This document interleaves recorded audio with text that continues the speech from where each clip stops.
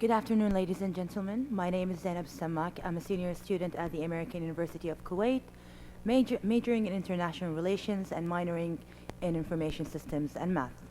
I'm honored to be here today to represent SOUT to you, which translates to voice.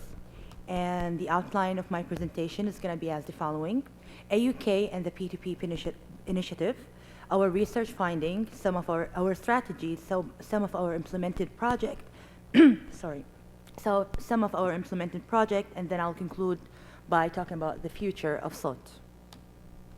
The American University of Kuwait was founded in 2004. It has two colleges, the College of Business and Economics and the College of Sciences and Arts. The P2P initiative was a learning component in one of our IR courses, IR 342, International Human Rights. We decided on adopting a human right-based approach and a positive attitude to fight extremism by promoting social cohesion. So, our research findings was the foundation that established our NGO, SOUT, or to be more specific, our quasi-NGO, because we're not formal, we're informal and not registered. One of the first things we did alongside of building our organizations is identifying a few individuals who are willing to do some research to give us an insight about the factors that contributes to extreme behavior. So we decided on tackling the roots of the problem instead of the symptoms themselves. And our research team came up with the following conclusion, that the rise of structural violence and the lack of social cohesion are some of the essential factors that trigger extreme behaviors. So what is social cohesion? Social cohesion is the glue that binds a society together.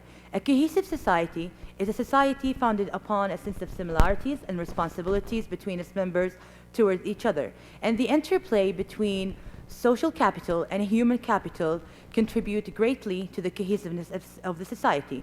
A human capital is the set of knowledge that enable people to work and generate an economic value, where social capital is the network of norms that binds people together. Structural violence is a form of indirect violence that leads to the marginalization of people, which can cause inequality in a society and the lack of opportunity to many groups as they're going to be marginalized. During our studies about social cohesion and structural violence, we noticed that certain types of organizations emerge within a society whenever you have a lack of social cohesion and a rise in structural violence. And those organizations are known as cults. Cults can be defined as organizations that emerge within a society as a response to a certain social system in that society. And now, since you know the context behind SOUT, I'm going to talk about our strategies. First, we collectively decided that the best way to implement the P2P initiative was by creating an NGO. So, SOUT is an organization that targets individuals between the ages of 16 and 25. We try to educate those individuals about the importance of human rights and its relevance to social cohesion.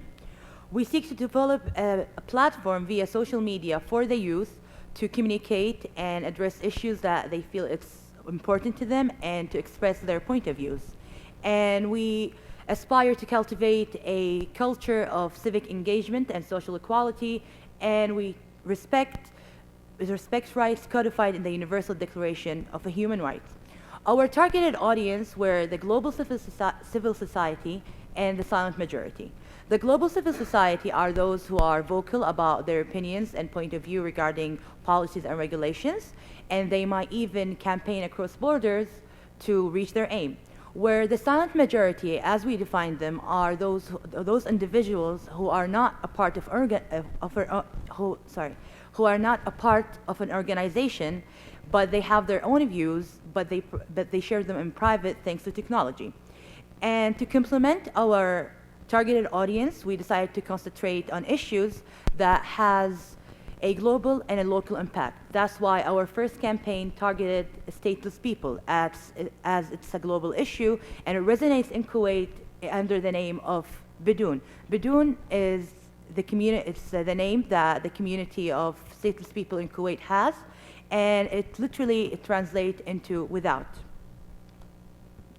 Also, we developed our own metric strategy, and we developed a communication strategy. We agree that social media, especially Twitter, is the best way and the best tool to spread our campaign. And the graph the graph illustrates a Twitter penetration percentage in the MENA region. If you notice, Kuwait and KSA has the highest percentage, but if you look at the percentage per capita, then by far Kuwait is leading the region when it comes to Twitter usage. We used other means of communication and other social media platforms such as Facebook, WordPress, YouTube, and Instagram. And we also utilized traditional means of communication such as brochures, one-on-one meetings, and flyers within the local community. We designed our social media metric strategy to monitor how many people subscribed to our social media platforms and the impact that our organizational activities has on those who are following us on social media or attended a few of our projects. We used Facebook, Twitter, and YouTube Analytics to measure our impact. And also we used surveys in one of our events, and I'll be talking about that later in a few minutes. And next semester, we decided on, actually not next semester, this semester, we decided on basically establishing a few social groups, and I'll be talking about that in a few minutes as well. Two of our most important projects that we implemented was the Bidun panel and the viral video. The Bidun panel was a panel consisted of 3 human rights activists in Kuwait talking about the Bidun issues from a historical and present perspective and addressing the issues and challenges that face them within the Kuwaiti community. The Bidun panel launched our Twitter campaign where we monitored our impact and how people reacted to the Bidun panel as we posted it on YouTube as well. And that was made possible because of an account that retweeted us and mentioned us in a post, and that account has almost 300,000 followers. The viral video is a video that we edited and designed, so where we talked about what matters to us the most as members of an NGO. And by the end of the video, in the description part in YouTube, we encouraged other people from the global civil society to talk about what matters to them the most and speak out about what issues they think it's important in their societies and communities. During the Bidun panel, we used traditional means of data collection and data analysis, which was surveys. Surveys were filled before and after the panel to measure the impact that we had on our audience. And as you can notice, there's a huge shift in the bars, and that shift, it was a positive change of attitude to those who attended our panel, as they expressed how compassionate they are now to the Bedouin community and how do they know more about the issues that are facing them and how they're marginalized within the Kuwaiti society. So what is the future of SOUT? SOUT right now is an internship program, so it's a service learning component within AUK.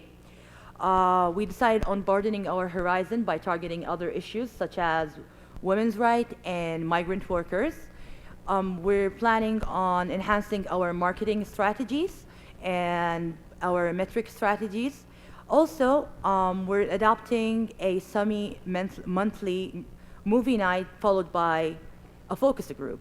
And that movie night would have a certain theme, and we'll have faculty members to moderate and facilitate the discussion. And the faculty members will be from different area of expertise, such as politics, history, anthropology, and psychology. And finally, I would like to play our viral video.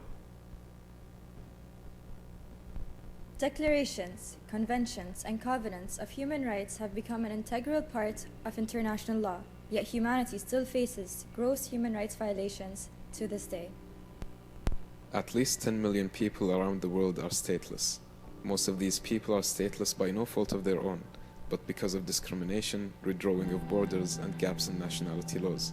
That means they are deprived of the basic rights we take for granted, such as the right to education and healthcare.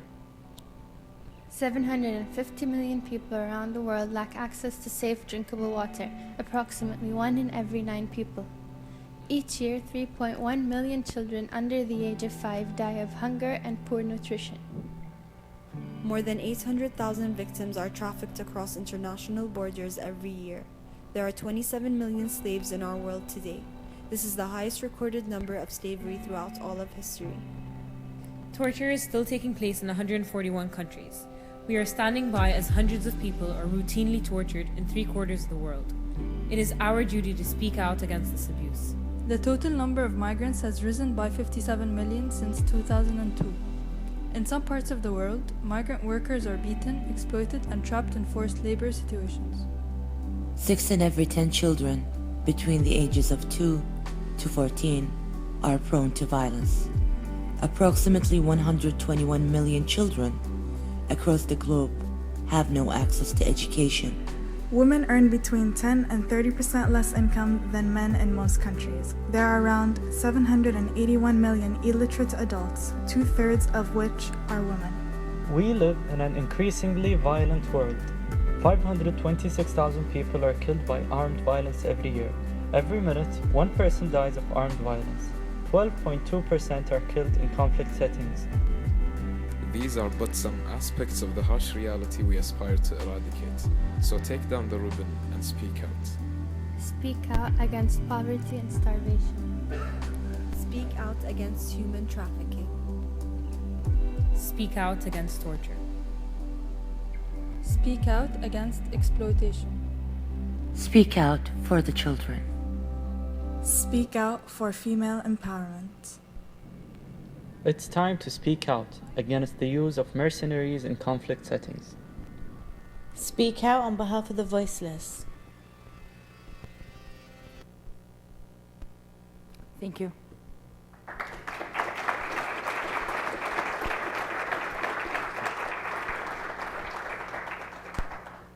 So, any questions?